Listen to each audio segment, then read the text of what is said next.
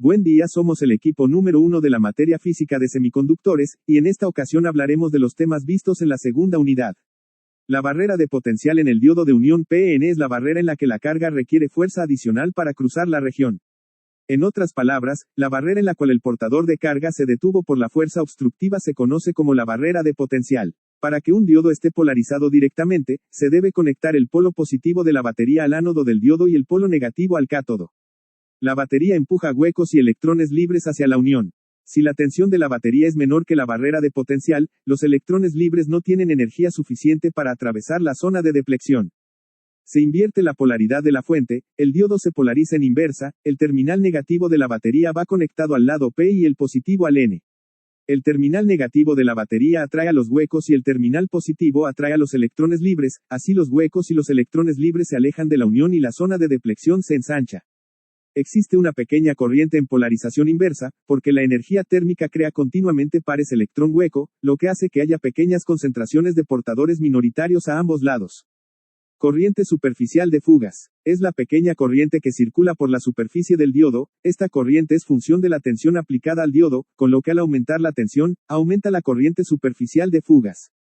Teoría del diodo: si el diodo está polarizado en directa no hay corriente significativa hasta que la tensión en el diodo sea superior a la barrera de potencial. Y cuando el diodo está polarizado en inversa, casi no hay corriente inversa hasta que la tensión del diodo alcanza la tensión de ruptura. El símbolo para representar un diodo es una flecha negra. El símbolo apunta en el sentido de la corriente de avance del diodo, que es el sentido en el que circula la corriente y va del ánodo al cátodo. Circuito básico del diodo: permite que la corriente fluya en una dirección, pero no permite a la corriente fluir en la dirección opuesta. En la zona directa tenemos dos características importantes: hay que vencer la barrera de potencial para que conduzca bien en polarización directa, y aparece una resistencia interna. La tensión umbral es el valor de la tensión a partir del cual el diodo conduce mucho. A partir de la tensión umbral o barrera de potencial la intensidad aumenta mucho variando muy poco el valor de la tensión. Resistencia interna: a partir de la tensión umbral se puede decir que se comporta como una resistencia.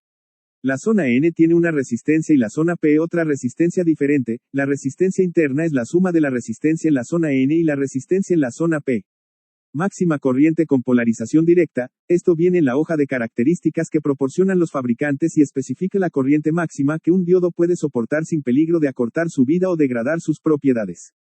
Disipación de potencia: esta se puede calcular de la misma forma que se hace para una resistencia, y la limitación de potencia indica cuánta potencia puede disipar un diodo sin peligro de acortar su vida. El diodo ideal es un componente que presenta resistencia nula al paso de la corriente en un determinado sentido, y resistencia infinita en el sentido opuesto.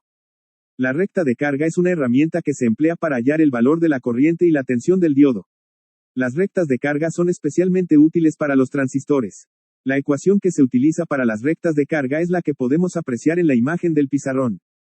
El punto de corte de la recta de carga con la exponencial es la solución. El punto Q, también llamado punto de trabajo, o punto de funcionamiento. Al punto de corte con el eje X se le llama corte, y al punto de corte con el eje Y se le llama saturación. Y estos serían todos los temas vistos en esta unidad 2. Gracias por ver el video y no olvides dejar tu like.